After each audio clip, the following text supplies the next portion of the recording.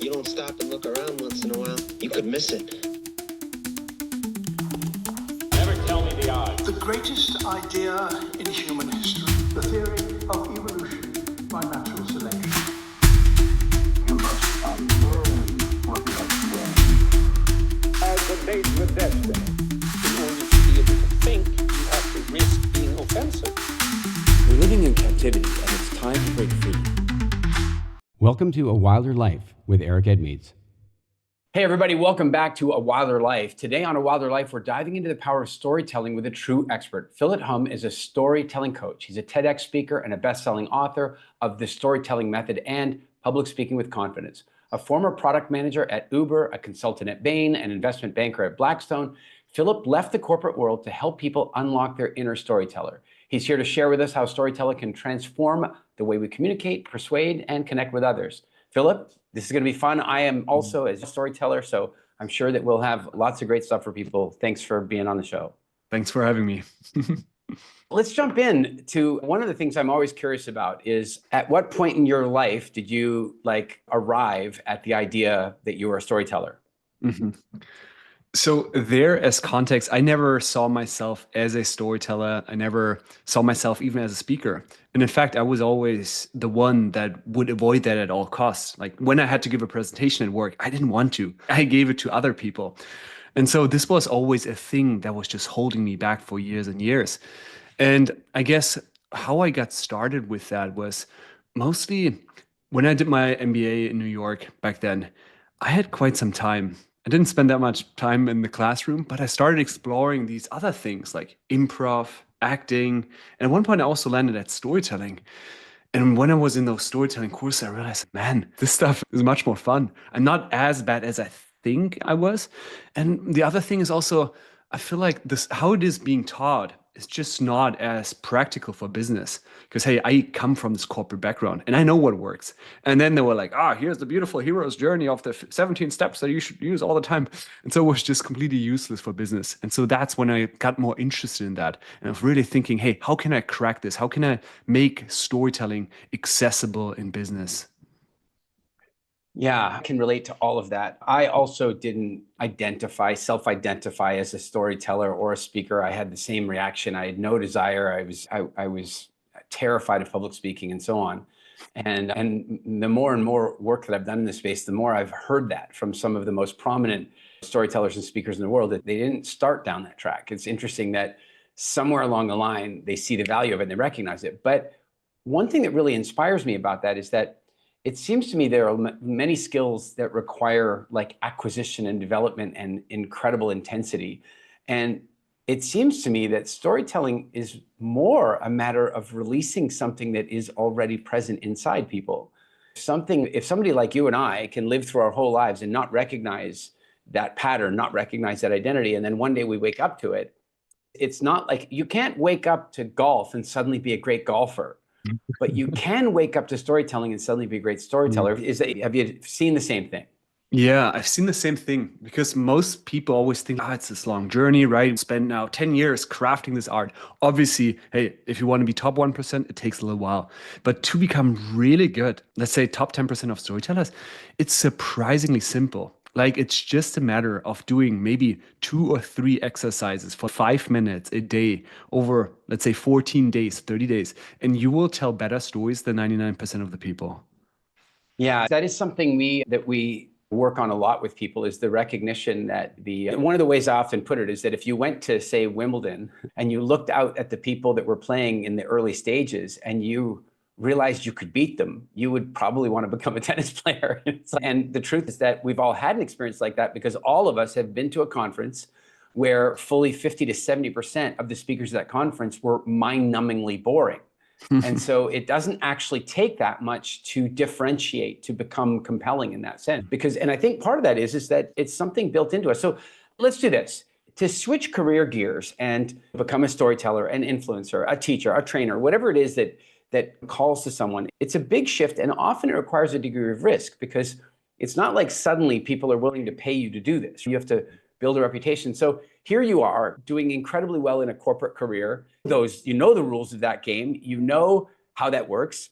Presumably it's paying you rather well. And then all of a sudden you're like, yeah, no, I'm gonna switch gears and head over here. What drove that for you? Yeah. So there I should say COVID hit. It was, what was it, May 2021, 20? And then back then I was a product manager at Uber and they decided to let go of 30% of the people. So I lost my job then. And in that moment, I thought, okay, what am I going to do? This was like my life. This was my social circle. Everything was surrounded around these tech companies. And my first reaction was like, okay, let me apply to all these roles that are just like identical. Ah, this role. And then I even got invited to a few and I thought, what am I doing in here? Like, sure, like the colleagues are nice, it's good perks, but at the end, I have been miserable the entire last 10 years. Like, I show up at work and dude, I just want to go home. Oh man, on Sunday, oh no, oh, again, another week. And so this was every single week. And I just thought, hey, do I want to live my life like that for the rest of my life? That is a pretty grim outlook on life. Yeah. And then I thought, hey, they gave me pretty sweet severance package. I had like 5 months. Thanks God for Europe for that. And then I thought, hey, what can I do instead? And then I was just going inwards a little bit and thinking, what have I been enjoying over the past few years? And then it was like acting, improv, and storytelling. And when I thought about storytelling, something switched, something made so much sense to me. I felt like, hey, worst case, if I go down this alley right now, worst case, I'll try this for a year. I'll be an incredible storyteller and have burned all my savings. I'm like, hey, this is actually not that bad. I'm pretty sure that those skills will be still beneficial, whatever I will do. And so I felt that actually the step wasn't that bad. Hey, worst case, I'll build incredible skill set and I've had an incredible year. That's the downside. Sure, I might have eaten up a little bit of my savings, but if that's the worst case, then that's definitely something to go for. And so back then, I just went all out on LinkedIn and said, hey, I'm a professional storytelling coach. I knew embarrassingly little about storytelling back then, but somehow it felt like, hey, if I put it out there, I'm ambitious enough to then make it happen. And so this is what happened. Then I just did everything to become really good in the art very quickly.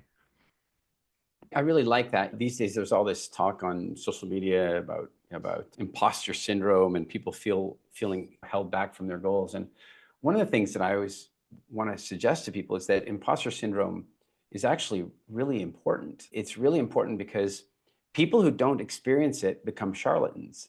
People who don't experience that feeling, they overstate what they can do, and then they don't feel a commitment to deliver upon their statements. And so it creates this charlatanism. On the other hand, when you are, putting yourself out there and saying, I'm committed to doing this, the desire to not be an imposter means that either you don't overstate your capabilities or you step into the statement you've made. And I think that's really a big part of what you did. As you said, you didn't really know for sure what you were doing, but you knew you wanted to do it and you knew you were committed to getting the result. So that takes a certain amount of bravery, and well done. Thank you. Yeah. What I always find interesting on imposter syndrome, and right now I can look back a little bit, and I feel like I have still been feeling like an imposter for another maybe 3 years. I think only this year I actually feel like, hey, no, you're a rock star, like you're good at that stuff. But it's still that feeling continued. But it is obviously, you should be mindful that it doesn't keep going throughout your entire life, because then one just lives out of fear. But it gave me also a little bit like this fuel to just keep getting better and just to make this happen. Do you know, Philip, I think that one of the ways I think about it is that in a sense, I actually do want it to go on forever, but not constantly. But I want it to be triggered at times when I need to put more development in. And I'll give you a good example. I, over the years, have done a fair bit of corporate speaking, but mostly not. Mostly I've done private engagement speaking, my own seminars, my own workshops, but not so much like large corporates. And every now and again, I would do that. But it occurred to me, I landed a couple of corporate gigs after the pandemic when the speaking business had died and now it was coming back. And all of a sudden I had to go and do this. And I was on my way, no sense of imposter syndrome, everything's fine. And then suddenly, as I was on the flight, I started thinking to myself, wait a second now, I'm about to face an audience that doesn't know me. I don't know the last time I did that. I don't know the last time I faced an audience where the majority of the people didn't already know who I was. Like, I'm really lucky that way. And all of a sudden, I felt that feeling coming up of, have I overstated what I can deliver here? Am I really? But what it did is it really stepped up my desire to do well. In fact, I ended up rewriting the entire talk. I brought new things into it. I put tons more effort into it. And incidentally, it ended up being one of my best engagements of the year, like that. So I tend to feel like if ever the feeling of imposter syndrome completely goes away from me, if I just start feeling like it's easy all the time, then I probably move on to the next project. That's a good strategy. We'll see. We'll see. But let's talk a little bit about why for a minute, because storytelling as a topic is fluffy. What do you mean you're a storytelling coach? Why does somebody need a storytelling coach? I want to talk about why that's important. And I also want to just touch on your beliefs about why it is that stories generally are such a common language for humans and why are they so important to us? Yeah. On this one, if you take any meeting, right? Any meeting, hey, and the listeners can check in right now. Oh, okay, what was the meeting where it was like a week ago? And then you think, what do we talk about? And then maybe you write down every single idea that you have from this meeting. And then what you realize, dude, I forgot 99% of the stuff that was mentioned in this meeting. Yeah. And this is how we go through life. Like we consume so much information, but nothing really sticks. And so stories, this is actually the maybe only chance to bring ideas really to life. So when you share a story that is good, well, the people might remember that for the rest of their lives. And there's no other tool that gives you this power where people will just connect to, but also remember. Yeah. Just last year, I had some guy on the market here walk up to me and he tapped me on the shoulder. He's like, "Hey, Philip, how are you?" And I'm like, "Who are you?" And he said, "Hey, I'm Dan. I was in one of your workshops." And then he said, "Philip, I still remember the story that you told 3 years back. It's crazy. I even told that story to other people." And I was just looking at him and I'm like, "Dude, are you really?" And I was like, "What are you talking about?" But that's really the power of stories. Like people remember that 3 years later. And that doesn't happen with anything else. So I think this is the absolute beautiful thing about that. And I guess the second thing, we've all had these arguments, right? I still remember all the arguments that I had with my dad around politics, and they just lead nowhere. Every single party is just always going to stick to their side. And this is how humans mostly work, right? They just stick to their beliefs. And stories are this option where you can lower someone's guard, where you can come a little bit from the side and actually get them to connect to your ideas on a more emotional level. Yeah, I agree. I think I shared this with you when we spoke last time, but I had such a similar experience where, and many times even, but I have a couple of books that are out and coming out shortly, but one of the books that I'm working on is on speaking. And I've really been looking at the title and the promise that it makes and all this kind of stuff. And every time I came up with a title, they were great titles if I had a chance to explain them, but I didn't have an emotional title that really spoke to me. And no kidding, as often happens, I'm not thinking about it at all. I'm in the shower where all the great ideas apparently come from. And suddenly it hits me that the book shouldn't be, the title shouldn't be descriptive. It should simply say unforgettable. And then there could be a descriptive secondary title. And it just hit me. And I was like, that's an interesting idea. And no kidding, 2 days later, I'm in Cologne and I'm speaking at the Greater Festival. I'm in the green room getting ready to go on the VIP area or whatever. I'm about to speak in front of whatever it was, 10,000 people or something. And this guy comes up to me and he recognized me and he goes, "Eric, I haven't seen you speak in 5 years." And then he starts telling me one of my stories. Like he starts telling me my story. I need to hear my own story. I jokingly said, "I might know that story." Like he goes, "Yeah, I know, but it was just so unforgettable." And I was like, oh, wow, that is, and just to your point, that is what we're really trying to create is how do you make information unforgettable? And one of the expressions that we talk a lot about in our speaking training programs are about that emotions are the glue that cause a memory to stick. And of course, lecturing information doesn't do that very well, but wrapping it in a story really does. So you and I are very much on the same wavelength there. Let's get a little into the mechanics. I recently got a preview version of your book and really was intrigued by some of the ideas you had in there. Tell me, what are some of the mechanical or say technical things that you think are important for good storytelling? Yeah.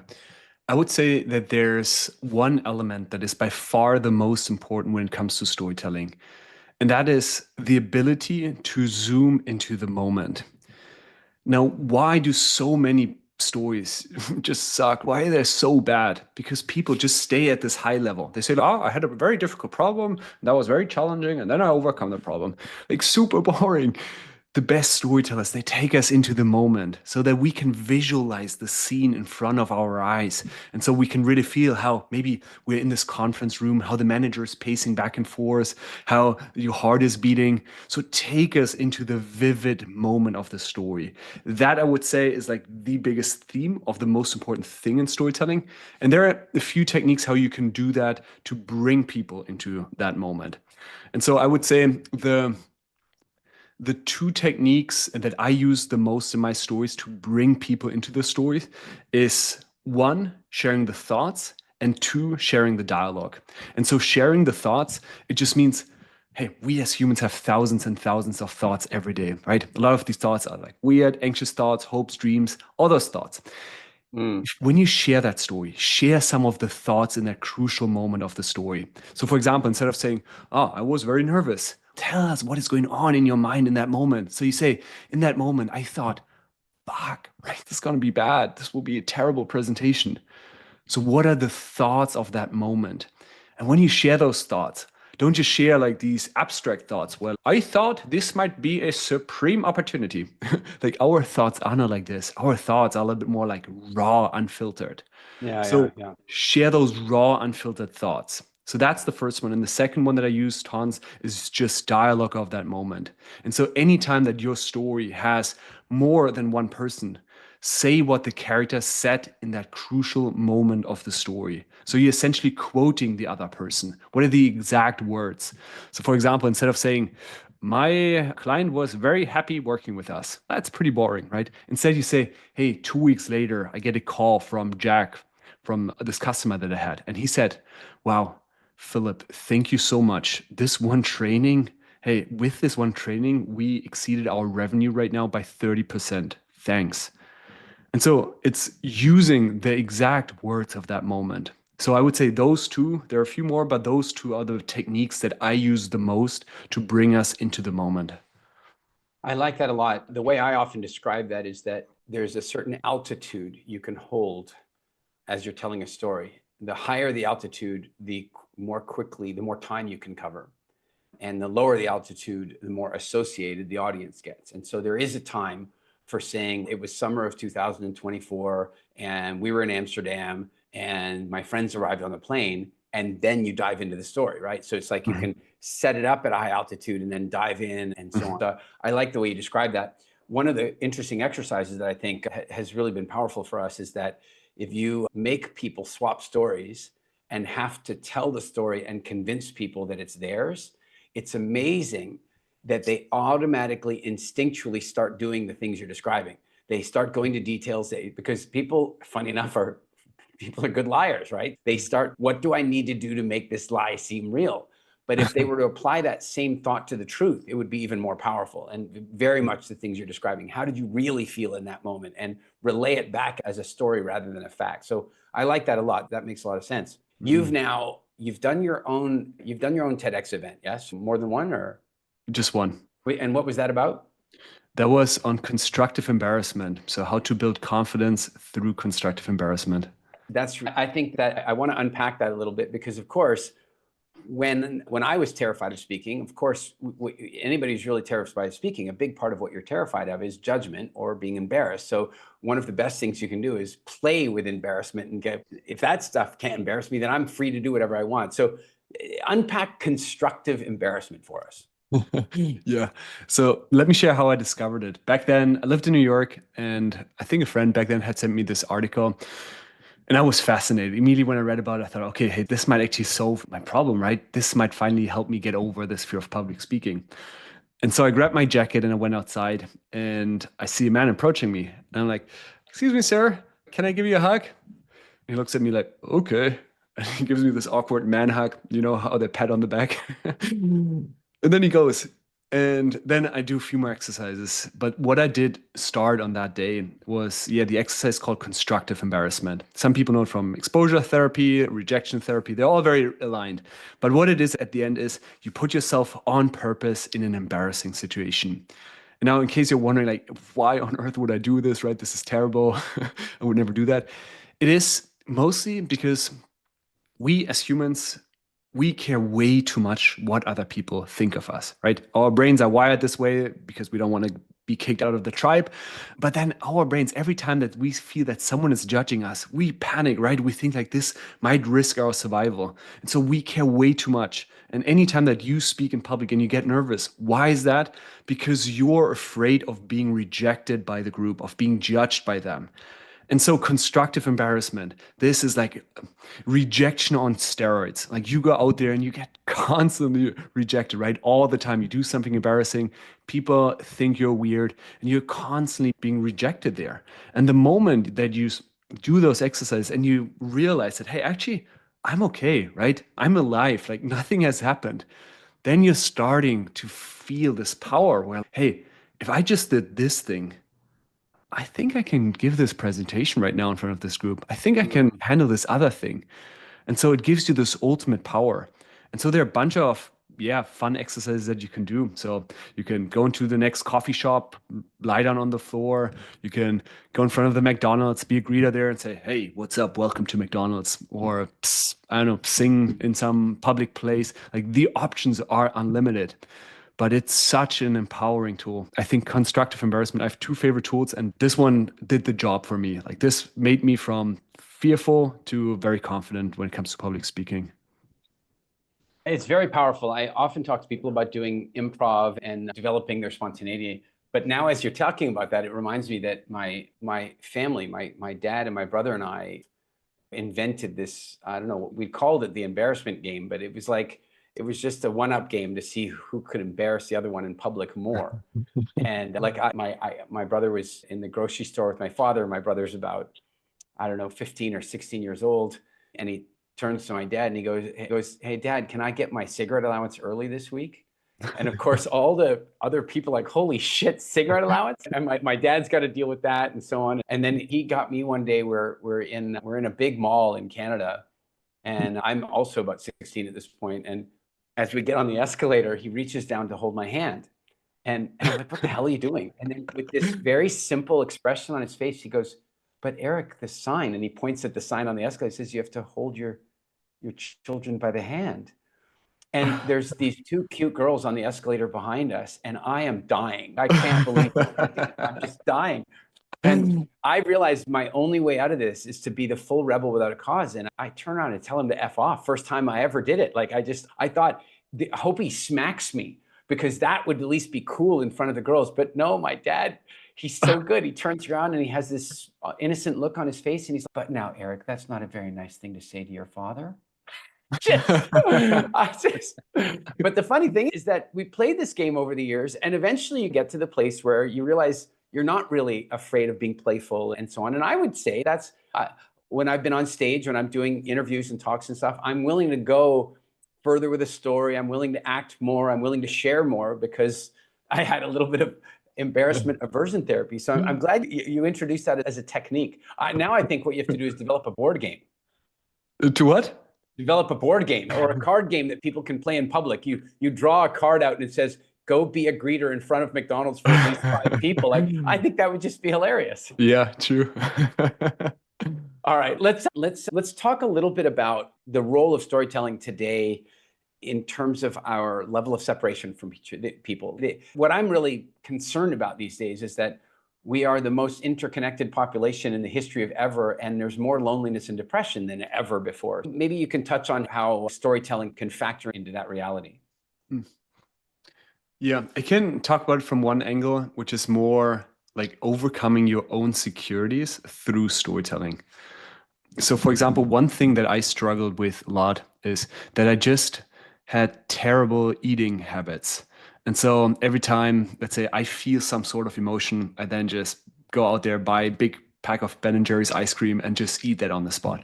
But that every single day. Hey, for 5 years, just every single time that an emotion came up, I just went for food for comfort instead of feeling it.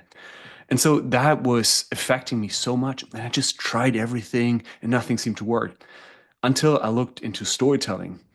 And so what I did then is I asked myself at one point, like, what can be the full story here? Maybe everything that has happened until now, that's just part of the story, right? But it may not be the full story. So maybe this is just the middle where I am. And so what I did then, I rewrote my story. And so all the miserable stuff that had happened before, like me eating shit all the time, that was the challenge of the story. But then I told the rest of the story. And the rest of the story is me overcoming that, me standing on stage, giving talks about how to overcome your addictions. And so I told that story out loud by myself. I visualized that story. And I did that over 30 days, every day, repeating that same story. And after that, I was good. Hey, sure, maybe once in a while I still have ice cream, but I then came over my addiction to emotional eating. And so I feel that storytelling is oftentimes just talking about it, recognizing the story, what is going on, and then also imagining an alternative for the future and just speaking out loud can heal. Like it can help you overcome so many insecurities or traumas that you've been holding back. Yeah, I agree. I feel like we do get trapped by our own stories sometimes. And when we consider the way neuroplasticity works, if you live in a story and repeat that story over and over again, you entrench those neural pathways. You make those thoughts easier to have. And so by willfully rewriting that story and then driving that story in your behavior, I can really see the power of that. It brings me back to a meditation that we used to do at a lot of our workshops, but it's a future-paced meditation where we would have somebody go out to the end result that they wanted to create. And then we would have them fully associate to that time in the future where they'd created that result, and then have them remember what they did to get there. Mm-hmm. And geez, that's a powerful exercise, because what would happen is that when you brought them out of that trance or out of that meditation, you would then say, now, please tell me how you got there. So what you're doing is you're putting them in the future, you're having them associate to the future, you're having them remember the past, and then you're having them come back to the present and tell you the story of their future. It really very much aligns with what you were describing, is deeply transformative. There is something very powerful about just willfully changing your story. How, let's say, in a practical sense, let's say somebody has the story that they're always procrastinating. How would you advise them to begin the process of rewriting that story and changing that behavior? Perfect. Yeah. Let's almost take the steps right now that you were sharing as well, because I think they're very related. So let's pick procrastination. They're the same. First, I would pick, what is the belief that I'm telling me, right? I'm maybe slacking all the time. What is the belief behind that? Once you have the belief, what is one specific event in your life where that became obvious? And so there you go into the past and think, yeah, 2 days ago I was just playing Xbox the entire day. And then you go really in this moment and also into the emotions. Like, how does it feel you? Do you feel the anger, feel the emotion behind it? But then comes the more important part. And that is then, if we go all the way to the end result, where do you want this to go? Let's say today you struggle with procrastination. What would be the ideal outcome? Is it maybe that in a couple of years, you have this super successful business, you're super productive, everything is going as planned? Maybe it's that, right, where you want to get to. Maybe it's you also want to be a speaker and you want to share with others how you overcame that. So think of a moment in the future that would inspire you, where you feel like, yeah, this is where I want to be. Like, it should really touch you. When you have that moment, there, you want to make it as specific as possible. So all the storytelling principles come to play here. So you maybe then imagine a person coming up to you saying, hey, Eric, wow, this talk was incredible. Or a specific conversation that you have. So really go deep into that visualization in the future. So now we have the two biggest components, which is one, the challenge and the end result. But what you right now said, Eric, and that was cool, is what is the path to get to this end result? That's a little bit like in the middle. And you also want to talk about this. Now, why do you want to talk about this? Because oftentimes our brains are pretty smart, right? If we have a problem and we say, then I overcame this problem, our brain is like, dude, this is not realistic. But then, so think as well about what are the steps that you would take in an ideal world to overcome that problem. And so then you can say, yeah, every day I start a Pomodoro timer. Every day I do a little meditation before every task. And so you think a little bit, what are maybe like the 2 or 3 actions that would get me there? And then you have all the components of a great story. So challenge, then the actions to overcome that challenge, and then the end result. And then you just tell it all in one story together. And then when you tell it, you try to feel it, you try to visualize it, and you really try to relive the moment, even though it hasn't happened yet. A big part of what we recommend people do as they're going through that process is that they're in the typical hero's journey. You've got the hero, you've got the challenge, you've got the overcoming of the challenge, but it's flat. What makes it more interesting is the development of the hero. And that's a big part of it, is who did you need to become to change this behavior, to eat that different way, to start that business, to overcome your fear of public speaking, or whatever the case might be. Yeah, I'm with you on that. Let's shift gears a little bit. It seems like there's not a single interview that goes by these days where AI doesn't have to be discussed. It's everywhere and it's not going away. And I'm curious, kind of 2 different thoughts or 2 different questions I want to discuss with you on the AI principle. The one is, what do you believe the impact is of the proliferation of AI generated content relative to, genuine textured storytelling? And then the other version of that implies the bad side in a way. And then the other side of it is what are some of the ways that you would recommend people who want to be great speaker storytellers utilize AI to get themselves there? So it's double-edged sword. Take it away. Got it. Yeah. On where this is going to lead to content, I guess it's overall more interesting content. That's probably one of the things. I guess if storytelling is truthful, well, then it will just bring out more interesting content to consume, because people see that with all the generic content, it's not going to land anywhere. So I'm just feeling, hey, I will be reading much more interesting stuff, but maybe I'm just a little bit optimistic. But let's go rather to the interesting stuff. How can I actually leverage AI? And I can tell you what I'm doing right now in order to use AI the most effective. And actually, tiny backstory on this one. My colleague Jacob, he was at one of your trainings in Estonia, Eric. I remember. And when he came back, he said, he said, this guy, like you, Eric, was incredible. Every single time that someone asked a question, you responded with a story. Every single time. And I'm like, dude, was this not super boring? This must have been so painful also. But he said, no. Like, he kept our attention all the freaking time. And when Jacob, my colleague, told me about this, and applause to you, Eric, for keeping his attention, I thought, hey, this is really what differentiates the best storytellers in the world. But what is the difference between the best storytellers in the world versus average ones?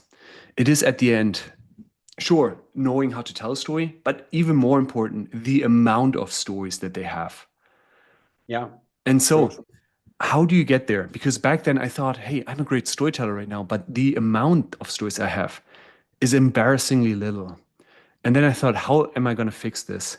And that's when AI came into game.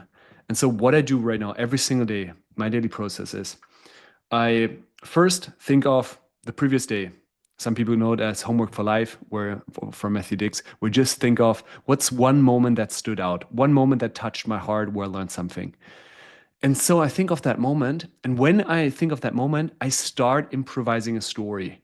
Just on that moment. It doesn't have to be a big one. But while I improvise out loud by myself, I hit record on ChatGPT or on any AI tool. Once it's then recorded, I ask it, hey, how would you refine it to make it more maybe visual, more emotional, more engaging, but still keeping it conversational? And I also ask it, what are some 10 potential takeaways? And then with a click, I'm like, dude, wow, this is an incredible story.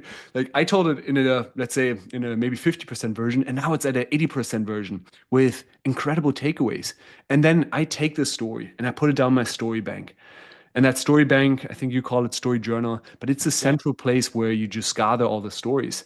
And so right now I feel equipped every single time that I give a workshop or I'm in a meeting and someone says something.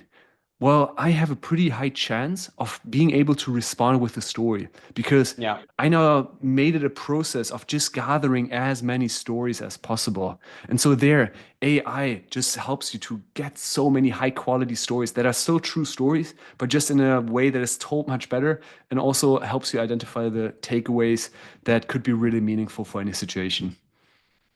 I don't know how familiar you are or how, I don't know, how comfortable you are with AI, but I'll give you a little hack that might even make that more effective. Is the app that I use for that, first of all, is Otter. And the reason being is that ChatGPT and large language models, they all have Alzheimer's. They all have it. And they all hallucinate. One of the problems is that when you have a very long conversation with something like ChatGPT, the earlier parts of the conversation start disappearing as you have more. It's like the piece of paper can only be so long.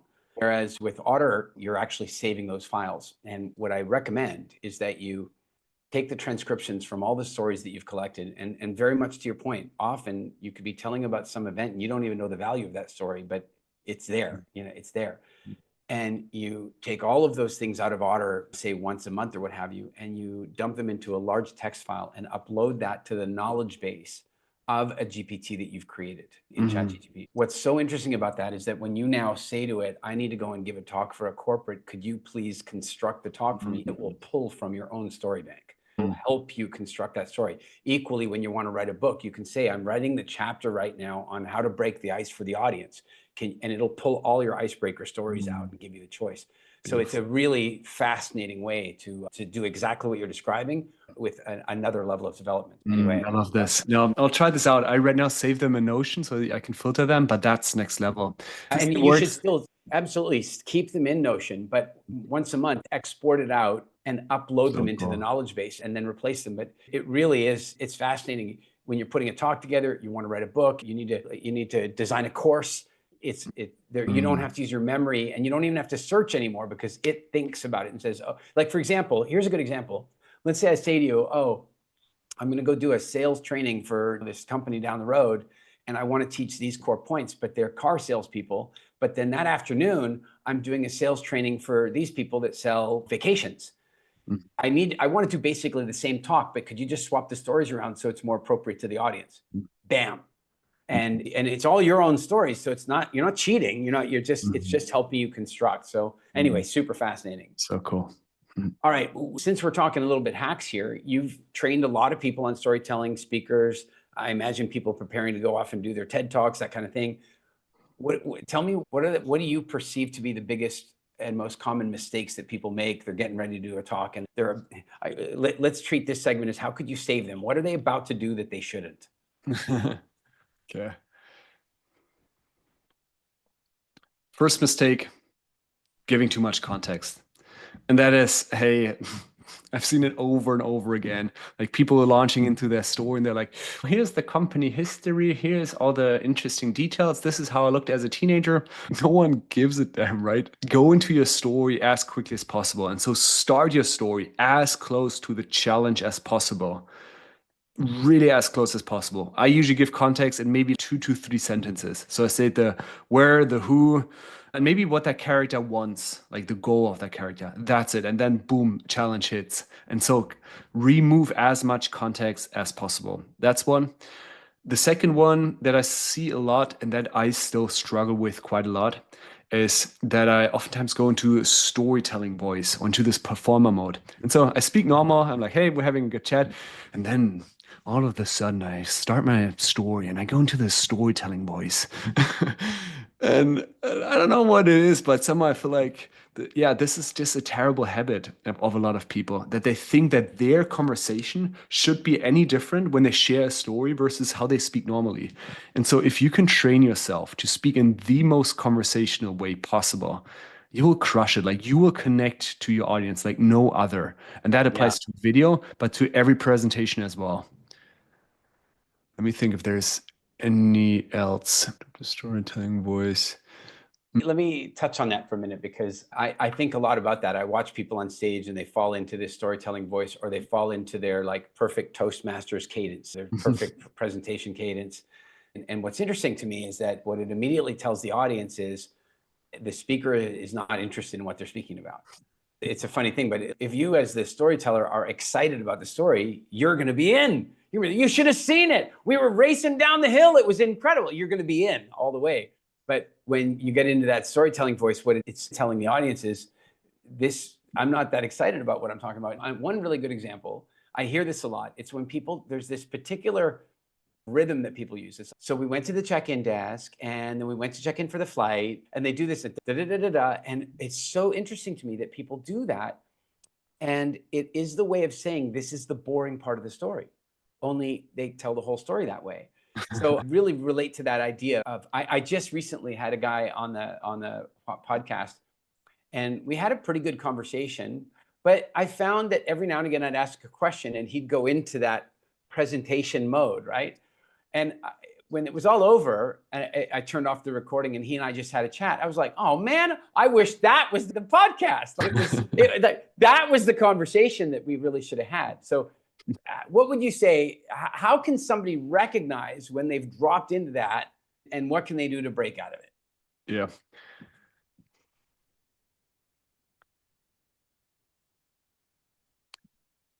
There, I would say it comes down to recording yourself all the time, and just seeing, hey, would I actually talk to my best friend like this? Hey, imagine you're right now with your best friend, in my case, Damien, we're together in a coffee shop.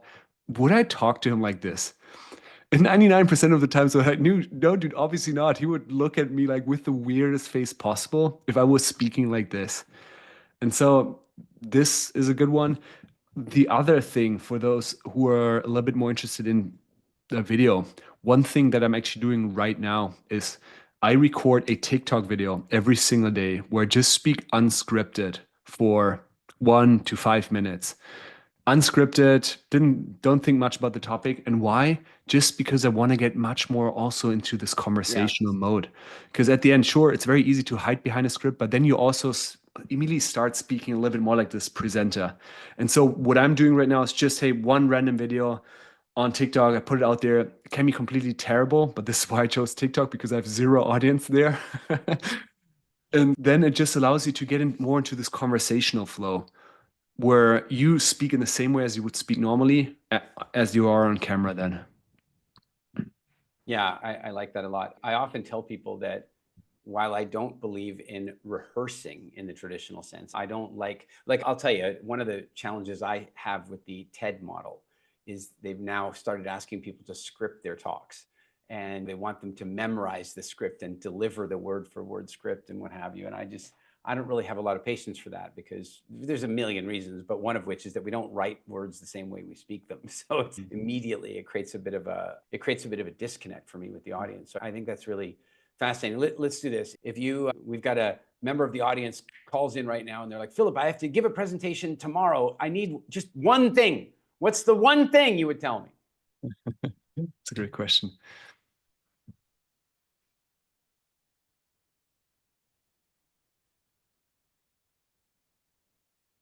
Make it specific. Like, all the presentations that we see, they're so boring because they're just not unique. Hey, make it specific. Give people an example. That can be an example where you say, imagine you walk into the room, you do this and this. That can be an imagined scenario. It can be a story, but make it somehow easier to understand. If you can do this for any presentation where you just give specific, like always say, hey, let me give you an example, let me share a story, your presentation will be 10 times more interesting, because 99% of the people don't do that. And this is why they're so freaking unmemorable. Do you know, I was doing an event in Copenhagen many years ago, and one of my very dear friends was there, and she's been speaking for decades and decades, prominent New York Times bestseller. And she came up to me and she says, how do you do that? And I said, do what? And she goes, that thing. What thing? And she goes, that thing where people sit at the edge of their chair, they don't look at their phones, and they won't even get up to pee. How do you do that?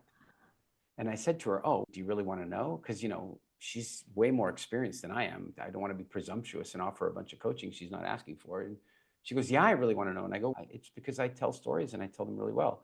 And she goes, but I tell stories. And I go, you tell stories, but what you really do is you report facts. You say, I moved to Los Angeles, I got myself a job, then I got a car, then I did this. That's sure, in a sense, there's a story there, but you're not using storytelling to tell it. And what was interesting is I then told her, I had listened to her presentation on stage, and I told her own story back to her. I told her, I said, I remember your story, but let me tell you the way I would tell it. And I just went into it like proper storytelling mode. And no kidding, she said it made her remember things. This was a story from 40 years ago. It made her remember things about that day that she'd forgotten. And of course, what I suggested to her is, first of all, that shows that she had tremendous emotional engagement with my telling of the story, but it also is the other side of it's not just that emotions are the key, it's not just that emotions are the glue that lock a memory in, but they're also the key that release a memory out. If you can get people to have an emotional response. And this is why so often people go, I don't really have stories, I don't really have jokes, but the minute they start hearing stories and jokes, they can think of their own. And so there's something really, there is something really powerful about that, relaying that story in a way that evokes, that inspires an emotional response. So you and I are definitely on the same page about that. Tell me, with that, who has been your, say, primary inspiration, or who has really inspired you most in the world of speaking, storytelling, getting out there into the world? I would say there are a few people that have inspired me the most. First, from professional speakers. I remember I started back in the days with David J.P. Phillips, watching his TED Talk. That was like, wow, mind blowing how he constructed that. I think also I watched a bunch of your Mind Valley talks and I thought, hey, this is incredible. Like the stories that you tell, I want to be like this guy. And then on a business side, on executives, I took I think almost like a week, and where I just looked through all the interviews of executives to find out, hey, what stories do they tell? And I found a few that I found absolutely incredible. And so one is Bob Iger. If you can check him out, he's like the CEO of Disney. He's an incredible storyteller. Why? Because he's not necessarily like the Tony Robbins guy, but much more this conversational. Hey, he's just it seems natural. Obviously, this guy is very trained, but what I like about his style is that he's just very authentic in his way of telling story. So I feel that he's one of the best storytellers that I've come across in business. Yeah, I'm always impressed when people holding these really serious, solid, influential places bring genuine storytelling to the table. And the truth is, when they do, it really is magical. One could argue that Steve Jobs just about built Apple on storytelling. Obviously, there's a lot more to it, but the fact is that he used storytelling to launch products, get people excited, make things happen. And the funny thing is that what I've seen a lot in the corporate speaking world is that the more senior somebody becomes, the more composed and perfect they try to be. And therefore, the less emotional their delivery, and then the more boring they become. So for somebody to rise to that height and still be willing to tell stories effectively and put the energy to it, I think that's really great. So let me ask you, Philip, with the journey that you've been on, transitioning from corporate world to predictable paychecks and all the stuff that comes along with that, to, hey, I'm going to go out and do this. What today do you consider to be your current biggest challenge or challenges?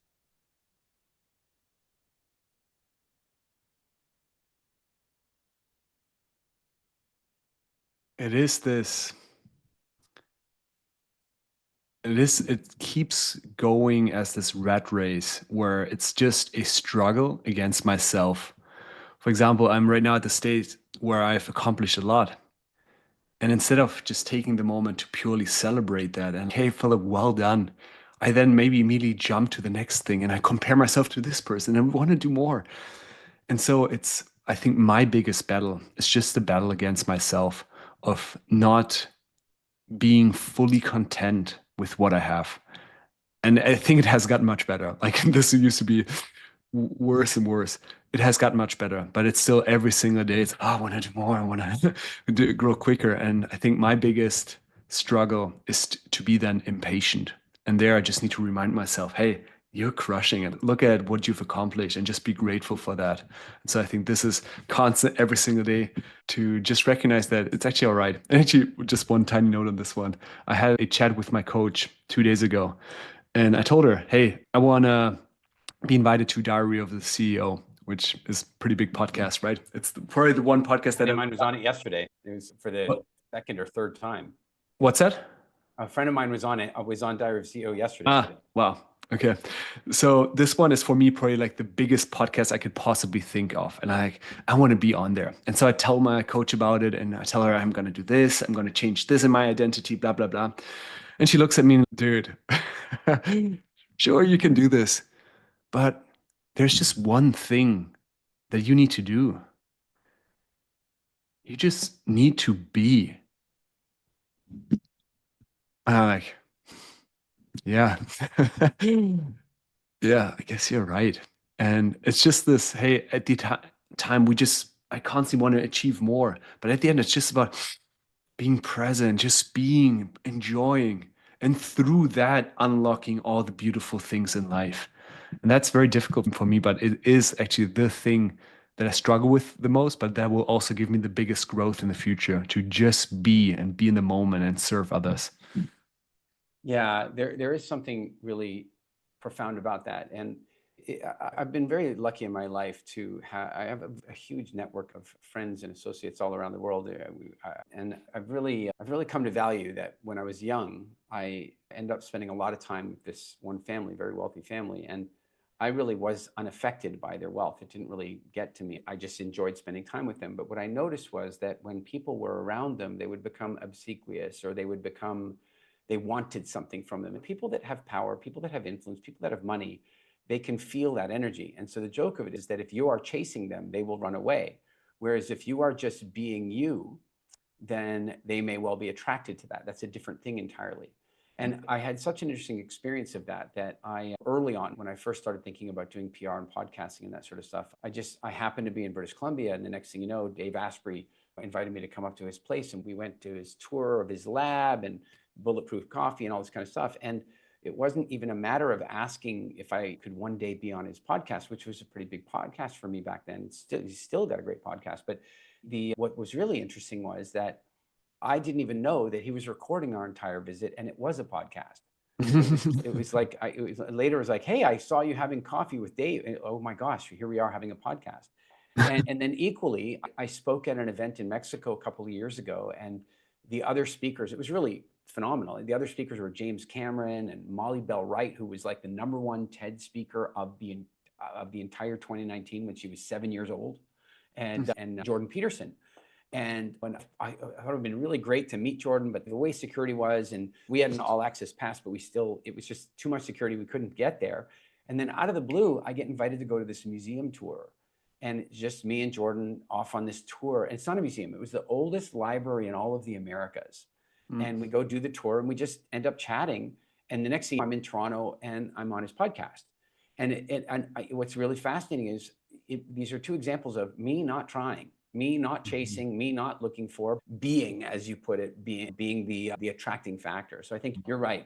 Less chasing, more adding value, more being. I think you're absolutely right. Philip, it's been a treat, and it is one of my favorite topics in the world. I've spent a lot of time with the Hadzabe people in East Africa, sitting around fires and listening to them tell stories like in the sort of very human tradition. And I'm always making the comment that before television, before Netflix, before that, there was radio. People sat around the radio and listened to the radio.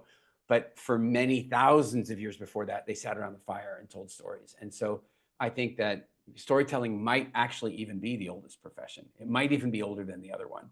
And so I'm glad to see you spreading the word and helping people learn more about it. How can people find it? Tell us about your book. Where can they find you? Sure. Yeah, I have 3 books by now. One is The Storytelling Method, Public Speaking with Confidence, and the third one is Storytelling for Business. And this one is actually just coming out right now. And yeah, where to find me? Usually I put tons of stuff on YouTube. So I would say this is probably my beloved channel. I'm also quite active on LinkedIn. So Philipp Humm, Humm. And other than that, I gotta be honest, my Instagram and my TikTok are lousy. So don't look me there. You'll just find me dancing. That's, I think, the only thing that you'll find there. That could be intriguing. That could be intriguing. Philip, thank you so much. We'll make sure to put the links in your bio we'll put your links in the show notes and so on. And it's been a treat. I hope we do get to cross paths when we're in Amsterdam over the summer. And thanks so much for being a guest on the show. Appreciate it a lot. Thanks for having me. I hope you've enjoyed this episode of A Wilder Life. Please leave a review and share it.